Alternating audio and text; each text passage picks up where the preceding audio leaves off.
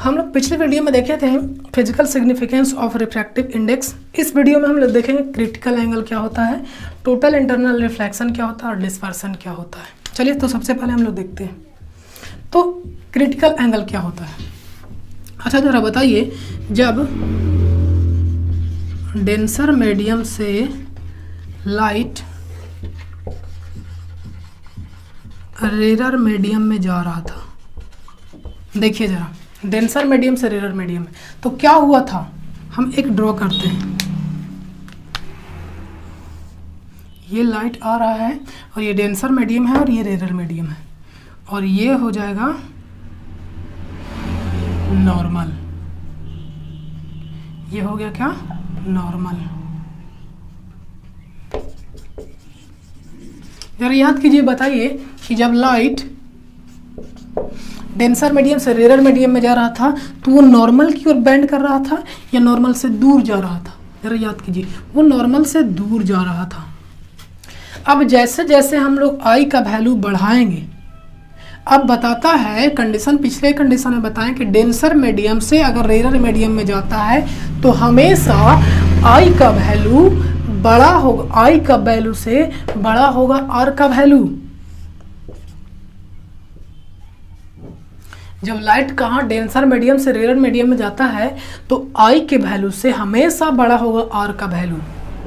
अब जरा समझिए कि हम इस आई के वैल्यू को अगर 10 रखें तो ये मान लिया जाए 15 होगा, 15 डिग्री। अब मानते हैं कि इस वैल्यू को हम कितना कर दें, 20 कर दें, तब भी ये 15 ही रहेगा। नहीं, ये वाला वैल्यू भी क्या हो जाएगा, बढ़ जाएगा। ये अब कितना हो जाएगा, हो सकता है 25 हो जाए। हम बताएं पहले केस में कि डेंसर मीडियम से रेरर मीडियम में जाएगा, तब हमेशा के केस में एंगल ऑफ इंसिडेंस से बड़ा होगा एंगल ऑफ रिफ्रैक्शन। तो ये वाला वैल्यू जैसे जैसे हम लोग बढ़ाएंगे वैसे वैसे ये वाला वैल्यू भी क्या होगा, बढ़ता जाएगा। तो मान लीजिए कि इस बार 20 किया था, अगला बार हम लोग क्या कर देते हैं, इसको 25 कर देते हैं।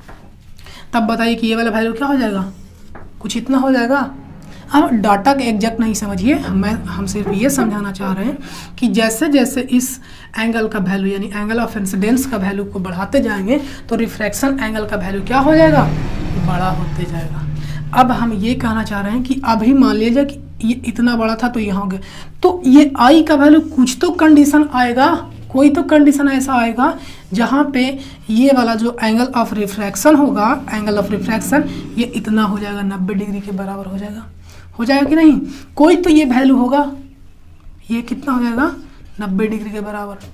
तो वैसा एंगल ऑफ रिफ्रैक्शन जब फिर से वैसा एंगल ऑफ इंसिडेंस, वह एंगल ऑफ इंसिडेंस जिसके लिए एंगल ऑफ रिफ्रैक्शन का वैल्यू क्या हो जाए, 90 डिग्री के बराबर हो जाए। अब इन सारे फिगर को हम लोग क्या करते हैं, मिटाते हैं।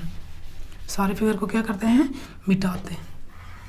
यानी कोई एंगल ऑफ इंसिडेंस का वैल्यू, एंगल ऑफ इंसिडेंस का वैल्यू अगर हम लोग बढ़ाते रहें तो एक ऐसा केस आएगा कि जब एंगल ऑफ रिफ्रैक्शन का वैल्यू कितना के बराबर हो जाएगा, 90 डिग्री के बराबर हो जाएगा, तब इस एंगल ऑफ इंसिडेंस को हम लोग क्या बोलेंगे, क्रिटिकल एंगल बोलते हैं।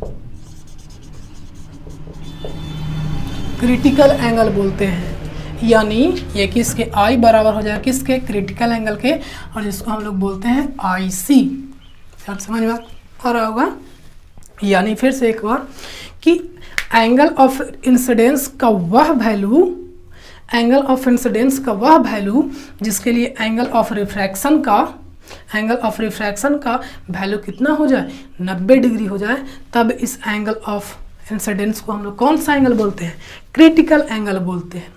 अब बताइए कि ये वाला केस कब होगा, ये ऐसा केस कब आएगा, जब हमेशा के कंडीशन में डेंसर मीडियम रेरर से रेरर मीडियम में जाएगा, तभी एंगल ऑफ क्रिटिकल आएगा। अगर एंगल ऑफ क्रिटिकल रेरर से डेंसर में जाता तो क्या होता, कभी नहीं होता। वो जैसे जैसे इस एंगल का वैल्यू बढ़ाते वो ये वाला वैल्यू क्या होता और कमता जाता। तो ये बात ध्यान रखिएगा।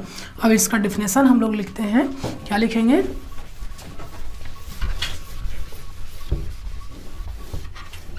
कि when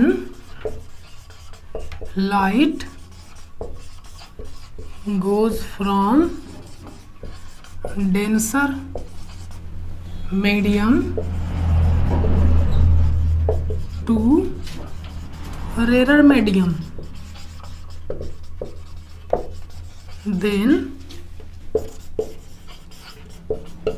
angle of incidence for which इंक खत्म हो गया है, for which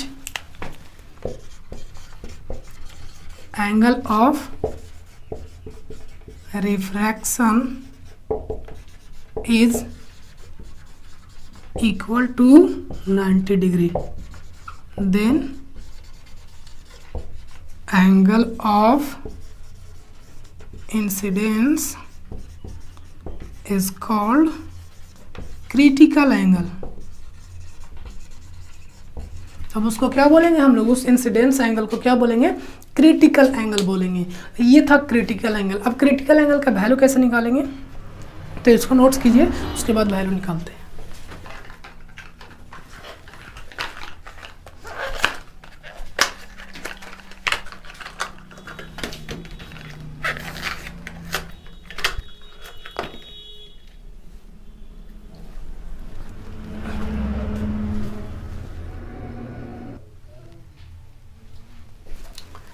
तो देखते हैं कि क्रिटिकल एंगल का वैल्यू कितना होगा। तो हम लोग बोले कि ये डेंसर मीडियम है, नोट्स कर लीजिएगा इसको, हम इसको मिटाते हैं। क्रिटिकल एंगल का जो वैल्यू होगा वो कितना होगा, तो ये डेंसर मीडियम हुआ, डेंसर मीडियम से जब रेयर मीडियम में जाएगा तो ये जो एंगल होगा वह एंगल बोल रहा है जो ये क्या हो जाए 90 डिग्री के बराबर है। आर बराबर कितना, और ये वाला क्या हो जाएगा IC। हम लोग IC का वैल्यू निकालते हैं कितना होगा। मानते हैं ये क्या हुआ, मीडियम 1 का μ1 है और μ2 है। चलिए स्नेल्स लॉ लगाइए। स्नेल्स लॉ क्या होता है, sin I by sin R बराबर क्या होता है μ2 बाई μ1, यही होता है बिल्कुल। sin I किसके बराबर है, IC के।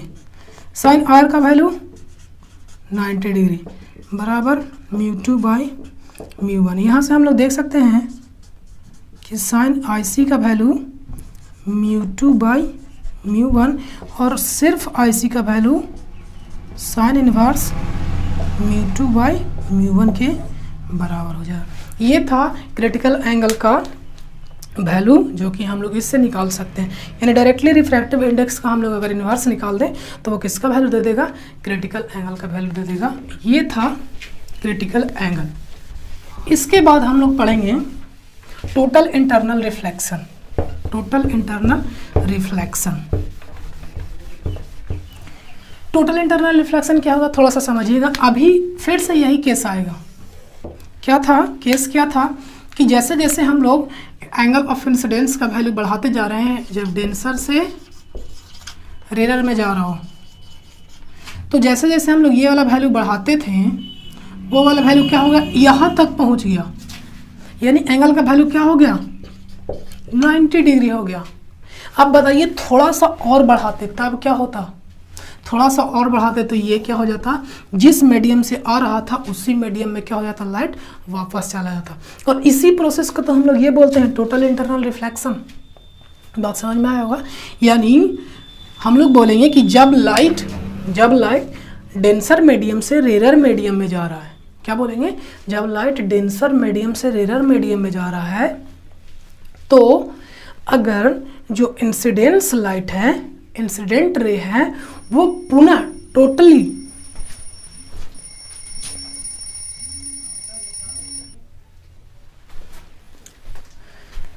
तो लाइट अगर डेंसर मीडियम से रेयर मीडियम में जा रहा है तो वह प्रोसेस, ये क्या है, एक फेनोमेनन है ना, वह फेनोमेनन जिसमें light, incident light totally back कर जाता है किसी में सेम मीडियम में, तब इस प्रोसेस को हम लोग कौन सा प्रोसेस बोलते हैं, टोटल इंटरनल रिफ्लेक्शन। और इसी के वजह से डायमंड क्या होता है, चमकता है। उसमें लाइट जब एक बार इंटर करता है तो उसमें एंगल ऑफ इंसिडेंस का वैल्यू इतना ज़्यादा हो जाता है कि, या सिंपली बोले तो कि एंगल ऑफ रिफ्रैक्शन का वैल्यू 90 डिग्री से भी क्या हो जाता है, ज़्यादा हो जाता है। यानी इसके वैल्यू जो आई का वैल्यू है और ये आर का वैल्यू ऐसा ज़्यादा होता कि नहीं, 90 डिग्री से, 90 डिग्री से क्या हो गया, ज़्यादा हो गया। तब बोला जाता है, तब जो यहाँ बोला जाएगा, क्या बोला जाएगा, इस प्रोसेस को हम लोग कौन सा प्रोसेस बोलते हैं, एंगल टोटल इंटरनल रिफ्लेक्शन। फिर से एक बार इसको समझते हैं। जब लाइट डेंसर मीडियम से कौन सा मीडियम में जा रहा हो, रेयर मीडियम में, तब वह प्रोसेस या वह फेनोमेना जिसमें लाइट टोटली बैक कर जाता है सेम मीडियम में, तब उस प्रोसेस को हम लोग कौन सा प्रोसेस बोलते हैं, टोटल इंटरनल रिफ्लेक्शन। इसके लिए दो टर्म इम्पोर्टेंट होने चाहिए। पहला, अब जरा बताइए, जरा आप लोग बताइए कि ऐसा क्यों होगा। ये वाला वैल्यू जब आईसी था, क्रिटिकल एंगल था, तब तो ये 90 डिग्री ही था। आई आर का वैल्यू कितना के बराबर था, 90 डिग्री ही। तो बताइए कि ये इधर कब जाएगा, जब आईसी का वैल्यू यानी एंगल ऑफ इंसिडेंस का वैल्यू आईसी से भी ज़्यादा हो जाएगा, यानी क्रिटिकल एंगल से भी ज़्यादा हो जाएगा। तो इसके लिए दो कंडीशन होता है, condition for total internal reflection. क्या क्या होंगे, तो दो कंडीशन होंगे इसके लिए। पहला, आई का वैल्यू ग्रेटर होना चाहिए आईसी से, यानी आई का एंगल ऑफ इंसिडेंस का वैल्यू अगर आईसी से भी हम लोग बढ़ा दें, तब ये टोटल का टोटल क्या हो जाएगा, बैंड कर जाएगा सेम मीडियम में। दूसरा, लाइट कहाँ से कहाँ पास होना चाहिए, light from denser medium to rare medium. ये हमेशा दो कंडीशन, तभी टोटल इंटरनल रिफ्लेक्शन होगा। ये थे दो प्रोसेस। पहले वाले में पढ़े कि क्रिटिकल एंगल क्या होता है, दूसरे वाले में पढ़े कि टोटल इंटरनल रिफ्लेक्शन क्या होता है। दोनों केस में हम लोग देखें कि डेंसर मीडियम से रेयर मीडियम में ही लाइट को जाना चाहिए, तभी होगा। अब आगे आते हैं डिस्पर्सन। हिंदी में डिस्पर्सन नहीं समझ में आ रहा हो, हिंदी में बोलते हैं वर्ण विक्षेपण। अब सब आप लोग को याद आ गया होगा कि हाँ वर्ण विक्षेपण क्या होता है, याद आया। जरा बताइएगा, जो वो लाइट होता है 7 कलर में डिवाइड होता है, उसका नाम क्या क्या है, जल्दी से कमेंट्स करके बताइएगा। चलिए देखिए डिस्पर्सन क्या होता है। तो डिस्पर्सन भी क्या है, एक फेनोमेनन है, the phenomenon of splitting white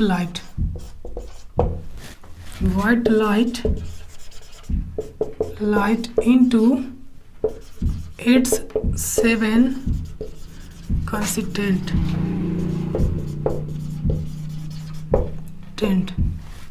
क्या बोल रहा है कि वैसा फेनोमेनन जिसमें व्हाइट लाइट अपने 7 कंस्टिट्यूएंट में टूट जाता है, स्प्लिट हो जाता है, देन कब होता है, when light passes from a prism। एक प्रिज्म से अगर लाइट पास होता है तो प्रिज्म से पास होने के बाद वो 7 कलर में टूट जाता है, अपने 7 कलर में, कंसिस्टेंट कलर में टूट जाता है। तब इस प्रोसेस को हम लोग क्या बोलते हैं, इज कॉल्ड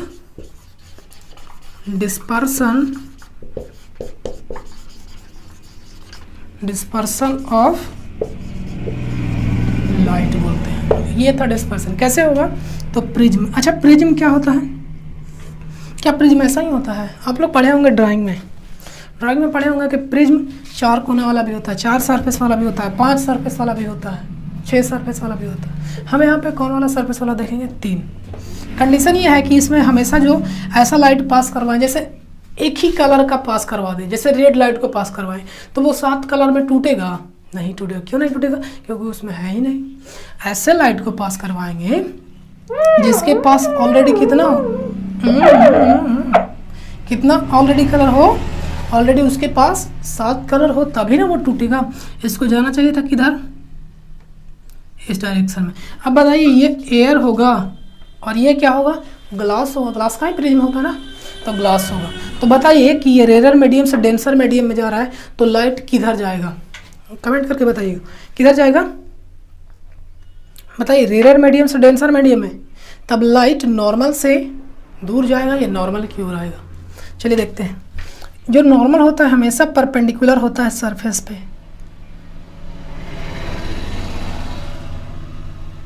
नॉर्मल हमेशा परपेंडिकुलर होता है, क्या सरफेस पे हमेशा वो क्या होता है, परपेंडिकुलर होता है। तो सरफेस पे परपेंडिकुलर कहने का मतलब क्या कि 90 डिग्री हो तभी ना होगा।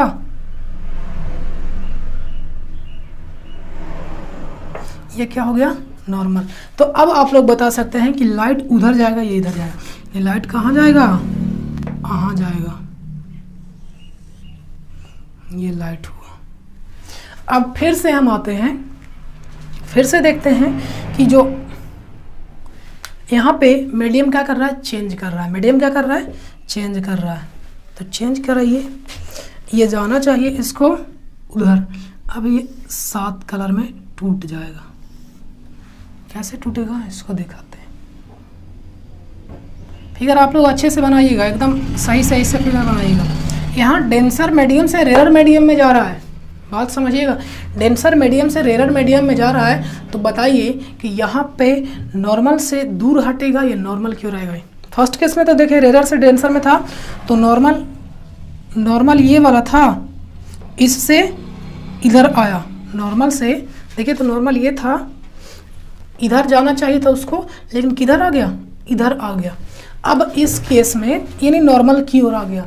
अब बोल रहा है कि फिर से ये क्या होगा, फिर से ये क्या हुआ, जाना चाहिए था इसको,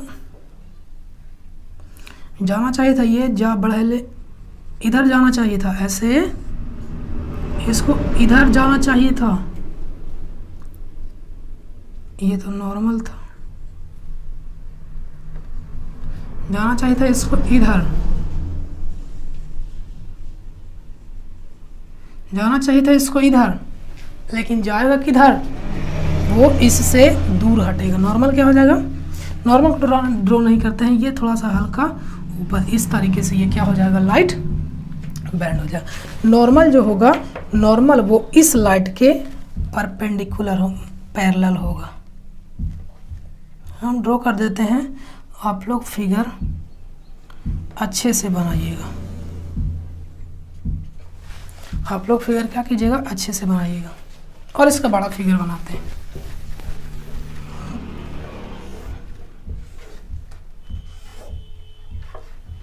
और बड़ा बनाते हैं।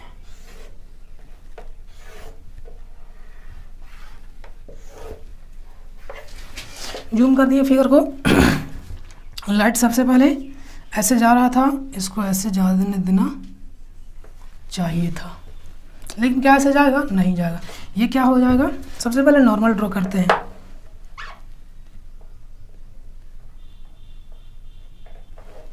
ये हो गया इसका नॉर्मल।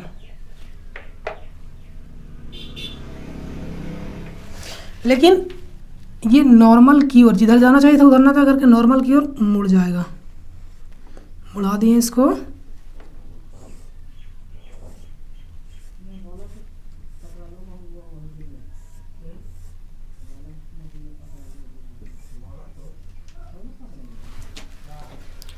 अब इसको ऐसे जाना चाहिए था सीधे, लेकिन किधर जाएगा, ये हट जाएगा, नॉर्मल से दूर जाएगा। नहीं आ रहा याद, याद कीजिए। डेंसर और रेयर, ये नॉर्मल है, जाना चाहिए था इसको इधर, वो दूर हटेगा।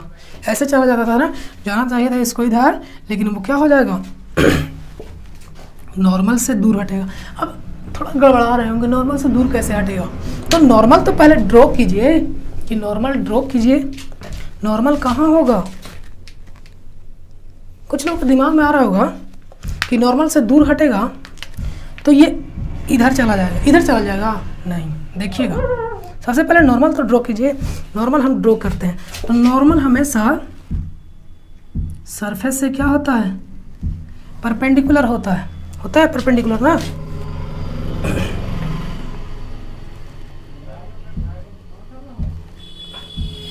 ये हो गया परपेंडिकुलर। तो बताइए इससे ये दूर हटेगा, इससे ये दूर हटेगा, तो जाना चाहिए था इसको इधर, लेकिन जाएगा कहाँ, इधर, ये इस तरीके से इधर चला जाएगा। तो ये जो आपको आगे जो बैंड मिलेगा, ये जो एक स्पेक्ट्रम मिला, यहीं पे वो कितने कलर में डिवाइड हो जाएंगे, 7 कलर में डिवाइड हो जाएंगे। इम्पोर्टेंट बात याद रखिएगा, यहाँ पे नॉर्मल ये वाला हुआ है, ये नॉर्मल नहीं है, ये पहले वाला डायरेक्शन है, और ये वाला लाइट यहाँ आके कुछ इस तरह से मिलता। यहाँ पे इसका नाम होता है VI विग्योर, विग्योर।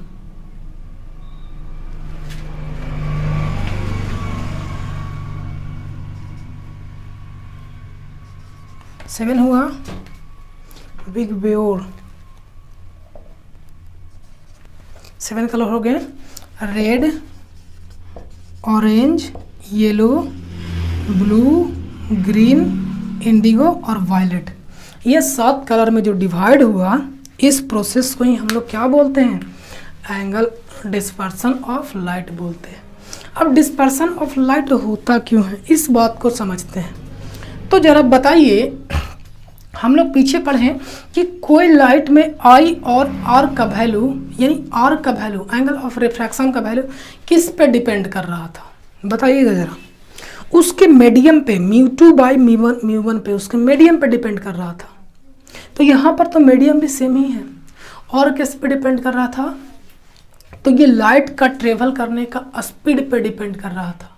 और स्पीड किस पे डिपेंड करता है लाइट का, उसके वेवलेंथ पे डिपेंड करता है। वेवलेंथ क्या होता है, तो इसको मान लीजिए कि वेवलेंथ कुछ होता होगा, हम बताए हैं वेव वाला में, एकॉस्टिक्स पढ़ाए हैं, या वेव का एक अलग वीडियो उसमें बताया हुआ कि वेव क्या होता है और वेवलेंथ क्या होता है। तो चाहे तो देख सकते हैं, लिंक डिस्क्रिप्शन में दे दिया गया। तो वेवलेंथ, तो ये जो लाइट आपको दिख रहा है 7 कलर, ये 7 कलर जो हैं, सारे के सारे लाइट का जो वेवलेंथ है वो डिफरेंट होते हैं।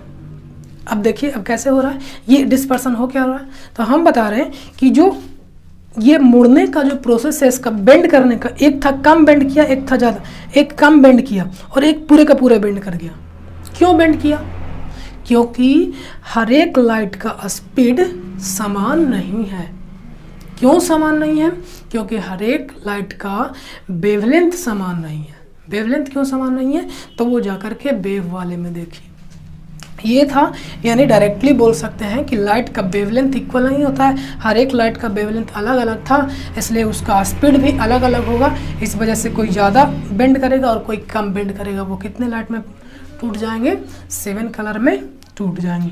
और ये जो प्रोसेस हुआ 7 कलर में टूटने का, उसी प्रोसेस को क्या बोलेंगे हम लोग, डिस्पर्सन ऑफ लाइट। ये था लाइट के 3, यहाँ पे देखें, इससे पहले जो पढ़ाई हुआ, इन सारे का आप लोग नोट्स बनाइए और लिखिए उसमें। और जो भी प्रॉब्लम होता है, एक एक पॉइंट नहीं समझ में आता वो पूछिए ग्रुप में, व्हाट्सएप ग्रुप में, टेलीग्राम में, सारे जगह पे। अब 2 टर्म बचे हैं, कौन कौन से, डिफ्रैक्शन और पोलराइजेशन, तो वो हम लोग अगले वीडियो में देखेंगे। तब तक के लिए धन्यवाद। लाइक कीजिए, शेयर कीजिए, कमेंट कीजिए।